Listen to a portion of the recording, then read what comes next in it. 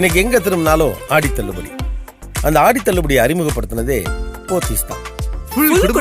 Purchase பண்ணியாச்சு. மொத்தமா அள்ளிட்டல.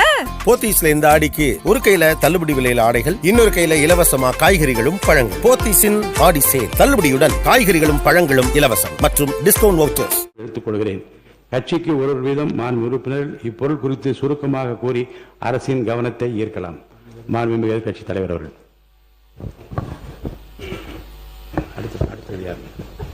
மாண்புமிகு பேரவைத் தலைவர் அவர்களே, இன்றைக்கு தமிழ்நாடு விவசாயிகளுடைய வேதனைக்கு இந்த அரசு ஒரு சரியான தீர்வை காண வேண்டும்னு இந்த ஒத்திவைப்பு தீர்மானத்தை நாங்கள் எங்கே கொடுத்திருக்கிறோம். இந்த ஒத்திவைப்பு தீர்மானத்தை கொண்டு வருவதற்கு 4 முக்கிய காரணங்கள் இருக்கின்றது. முதல் காரணம், மேகதாது அணை கற்ற கர்நாடக அரசை தடுக்க இந்த அரசு என்ன நடவடிக்கை எடுத்திருக்கிறது என்று இந்த அவைக்கு நீங்கள் தெரிவிக்க வேண்டும்.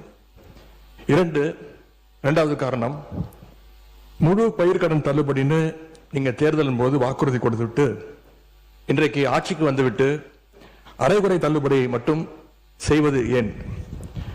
மூன்றாவது காரணம், காவிரியில தண்ணி வராத காரணத்தினால குறுவை சாகுபடி இன்னைக்கு மொத்தமாக இல்லாம போயிடுச்சு. இதற்கு தகுந்த நிவாரண தொகையை எப்பொழுது இந்த அரசு விவசாயிகளுக்கு கொடுக்க போகின்றது?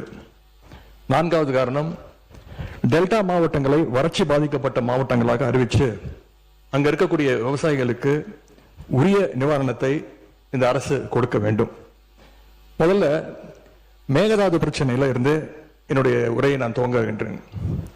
தாவேக அரசு அமைஞ்சதிலிருந்து மேகதாது அணை கட்டுறதில் இதுவரை காட்டாத ஒரு வேகத்தையும் தீவிரத்தையும் இன்றைக்கு கர்நாடக அரசு காட்டி வருகின்றது. மேகதாது விஷயத்துல ஒரு முறை மட்டும் பிரதமர் கிட்ட நம்முடைய முதலமைச்சர் அவர்கள் கோரிக்கை வச்சாரு.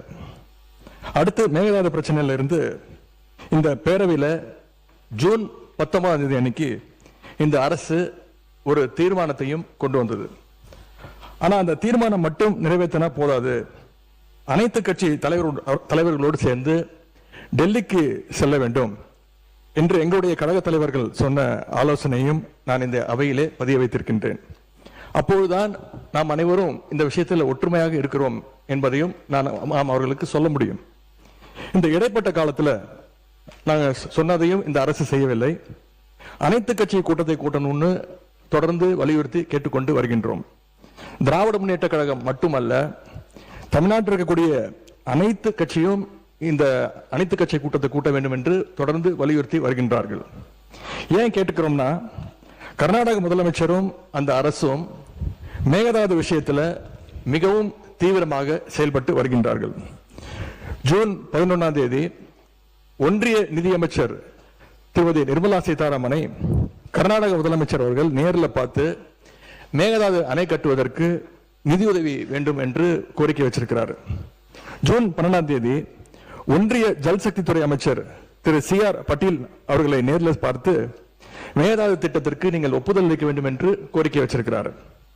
ஜூலை 26ஆம் தேதி அன்றைக்கு நாடாளுமன்றத்தில் ஒன்றிய ஜல்சக்தி துறை அமைச்சர் இணையமைச்சர் மேகதாதுல அணை கட்ட தமிழ்நாடு, புதுச்சேரி மாதிரியான கீழ்படுகை மாநிலங்கள், அதாவது லோவர் ரிப்பேரியன் ஸ்டேட்ஸ், அதனுடைய அனுமதி தேவையில்லை என்று கூறியிருக்கிறார்.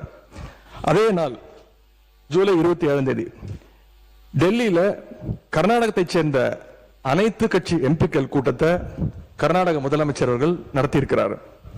கர்நாடக அமைச்சர் திரு ராமலிங்க ரெட்டி, கர்நாடக அரசுடைய டெல்லி பிரதிநிதி, கர்நாடக அரசுடைய தலைமை வழக்கறிஞர், மூத்த அதிகாரிகள் எல்லாரும் கூட சேர்ந்து மேகதாது சம்பந்தமாக அந்த மாநில முதலமைச்சர் ஆய்வு கூட்டத்தையும் நடத்தியிருக்கிறார்.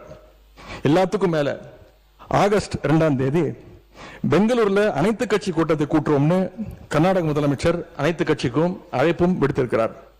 திரு சீதாராமையா, திரு பசவராஜ் பொம்மையா, திரு எடியூரப்பா, திரு குமாரசாமி, திரு வீரப்ப மொய்லி என 5 முன்னாள் முதலமைச்சர்கள் உட்பட அந்த முக்கியமான கூட்டத்தில் முக்கியமான தலைவர்கள் அனைவரும் அந்த கூட்டத்தில் கலந்து கொண்டிருக்கிறாங்க. கர்நாடக முதலமைச்சர் அந்த கூட்டத்தில் ஊடகங்களை சந்திச்சு பேட்டியும் தெளிவாக கொடுத்திருக்கிறார்.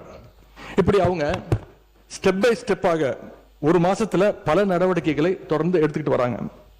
மாநில நலன் அப்படின்னு வந்தா அவங்க எப்படி அரசியல் வேறுபாடுகள் எல்லாம் பார்க்காம கடந்து மறந்து ஓரணியில் நிற்கிறாங்களோ அதே போல நாமளும் நம்முடைய ஒற்றுமையை கர்நாடக அரசுக்கும் ஒன்றிய அரசும் காட்ட வேண்டும் அப்படின்னு தான் நாங்கள் அனைத்து கட்சி கூட்டத்தை தொடர்ந்து கூட்ட வேண்டும் என்று எங்களுடைய கோரிக்கையை வச்சிருக்கிறோம். விவசாயிகள் மேல அக்கறை உள்ள ஒரு அரசு இதையெல்லாம் கேட்காமல தானாகவே செய்ய வேண்டும். மாண்புமிகு சட்டமன்ற எதிர்க்கட்சி தலைவர் சிறப்பு கவன ஈர்ப்பு தீர்மானத்தில்